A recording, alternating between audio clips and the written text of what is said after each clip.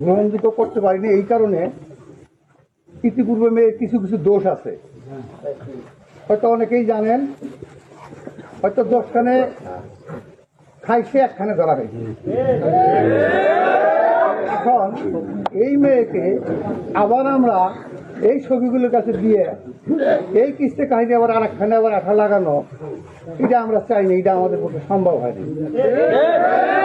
এই জন্যে এই মেয়েকে আমরা এই মুহূর্তে তালাক হবে, এই মুহূর্তে মেয়ের বাবার সাথে চলে যাবে। পাশাপাশি মেয়ে এটা বাচ্চা আছে, এই বাচ্চাটাকেও মেয়েটা বিভিন্ন সময় বিভিন্নভাবে টর্চারিং করতো।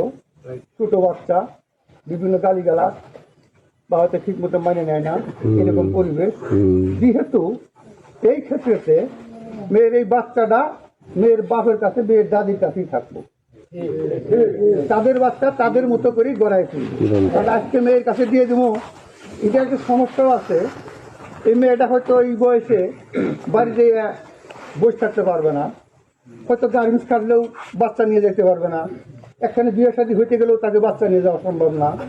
তো এই বাচ্চাটা কিন্তু একটা ঢোলাঢুলি করবো। এই কারণে আমরা সিদ্ধান্ত করছি ওই বাচ্চাটা ওই বাচ্চার বাবার কাছেই থাকলে আমরা তার দাদির কাছেই মানুষ হবে। এর জন্য একটা বিষয় আমরা পরবর্তীতে আসি, এটা থাক সিদ্ধান্ত, এটা 1 নম্বর সিদ্ধান্ত শেষ। মেয়ে তালাক হবে, মেয়ে চলে যাবে। পাশাপাশি একটা সিদ্ধান্ত হইল শফিকুল, নাম কি রফিকুল? আচ্ছা, রফিকুল তারও বিভিন্ন পর্যায়ে দোষ আছে।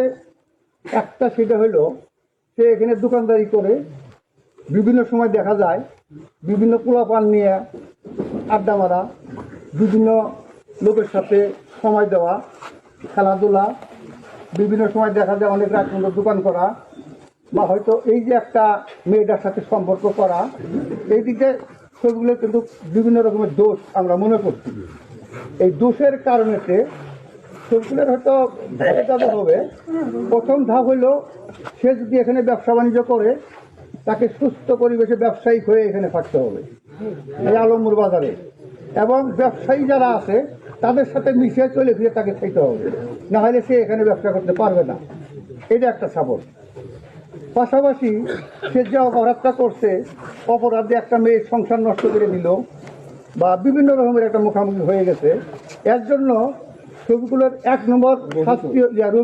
নম্বর শাস্তি হলো, কারণ হয়তো শাস্তি আমরাও হয়তো 10 জনের তরফ থেকে দিতে পারতাম, এইটা আমরা না করে আমরা একটা সিদ্ধান্ত নিয়েছি তার গার্জিয়ান উপযুক্ত এখানে শাসন দমন করে নিয়ে যাবে। এটা 1। 2 নম্বর হইল এই মেয়েটা যেহেতু এখান থেকে চিরবিদায় নিয়ে যাচ্ছে, কারণ মেয়েটার একটা ভবিষ্যৎ আছে। এখন শয়তানের চক্রান্তে হয়তো একটা দুর্ঘটনা ঘটেই ফেলাইছে, এটা এখন এর জন্য একটা বিষয় আছে। এই কারণেতে রফিকুলের আবার এখানে আরেকটা বিষয় আছে, যে রফিকুল আরেকটা বিষয় আছে, সেটা হলো মাইদুল অত্যন্ত একটা নিরীহ একটা চ্যাংরা, গরিব মানুষ।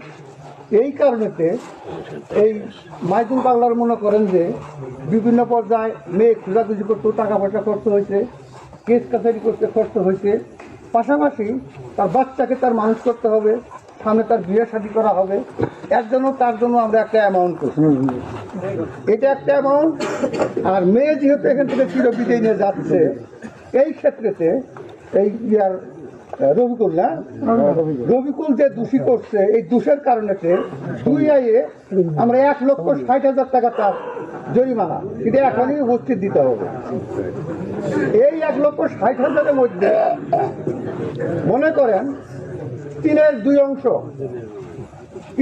অংশ মেয়ের হাতে দিয়ে দেওয়া হবে, আর 1 অংশ ওই বাচ্চা এবং মাইদুরের যে খরচ, বা হয়তো সামনে একটা তার থানায় একটা কেস আছে, কেসটা ওঠাইতে হবে, একটা খরচ হবে। যেমন আজকে হয়তো আমার গ্রাম পুলিশ কয়েকজন আছে, তাদের একটা বিষয় আছে, হয়তো CRT বিল আনা হয়েছে, তার জন্য একটা বিষয় আছে। এরই মধ্যেই কিন্তু মাইদুর চলবে। 1 লক্ষ টাকা মেয়ের হাতে দেওয়া হবে, আর বাদ বাকি যে টাকাটা আছে এই টাকাটার থেকে মাইদুরের বাচ্চা, চেয়ার টেবিল, কেস কাছারি, সামনে বিবাহ বিচ্ছেদ, যা কিছু আছে সব কিছু এরই মধ্যে। আর পাশাপাশি আরেকটা বিষয় আছে, মেয়ের বিষয়টা হলো, কারণ আজকে একটা কিছু করছে, করার পরে তো হয়তো টেহা বসে নিলে গেল গাড়ি শেষ না, এখানে একটা শাসন দমনের দরকার আছে। মেয়ের গার্জিয়ান এখানে যদি নাও পারে, যে কোনোখানে মেয়ের গার্জিয়ান মেয়েকে উপযুক্ত শাস্তি ভোগ করাবে, কারণ এই শাস্তিটা যাতে এই এলাকার যত মেয়েরা আছে তারাও যেন একটু ভালোভাবে সাবধানে চলতে পারে। আর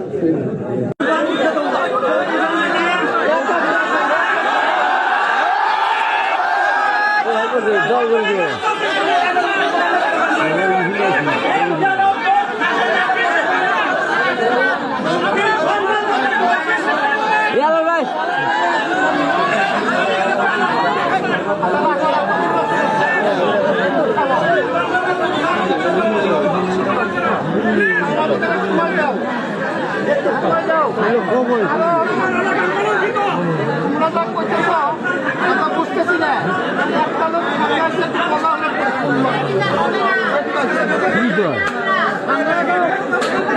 কি আল্লাহ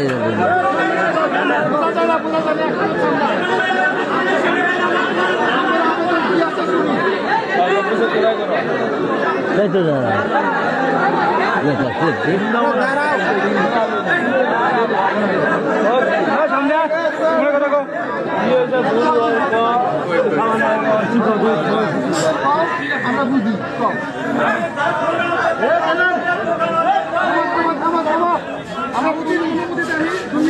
যে আবেদনটা সেটা আমরা শুনে নেই, তারপর আমরা বিবেচনা করবো। এটাই তার শেষ না, উত্তেজনা হওয়া যাবে না। আবেদনটাও নাই, আমরা যে স্টুডেন্টরা আজকে অর্জন করছি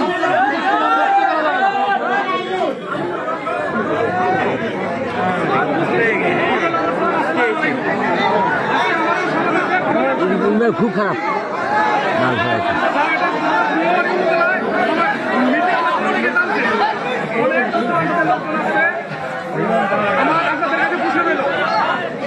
আমরা এই ভিতর থেকে আমরা কি শিক্ষা গ্রহণ করলাম,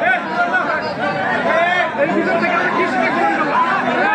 দ্বিতীয়ত, সমাজে দুই দলীয় পতনশীল ব্যক্তিগত বস্তু, এই দুই দল পতনশীল বস্তু মেয়ে শোনা গেল বুঝলাম। নবী আলাদা দোকান করতো, দোকান আজকে না করতে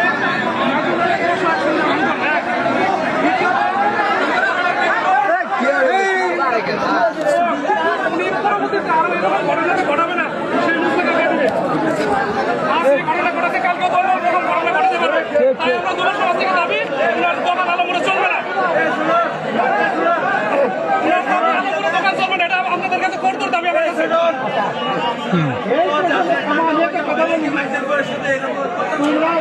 আপনাদের কাছে একটা ঘোষণা, আজকের এই বিচার থেকে আমরা যতটুকু বুঝতে পারছি, সেটা আমি ছোট মানুষ অনেক আমার বললে হয়তো বা ভুলে যেতে পারে। এই বিচার থেকে যা বুঝতে পারছি, টাকা হলে সবই সম্ভব, টাকা হলে আপনাদের কাছে আমরা কি শিক্ষা গ্রহণ করলাম।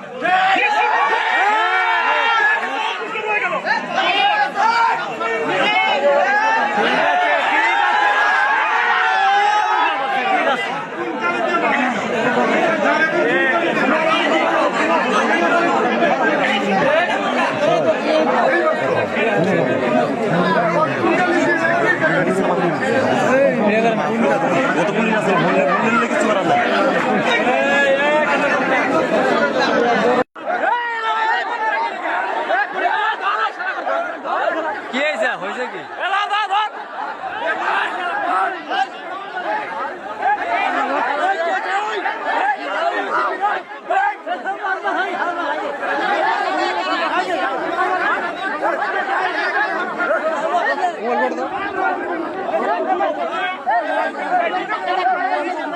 তোমার ভাই তোমার করে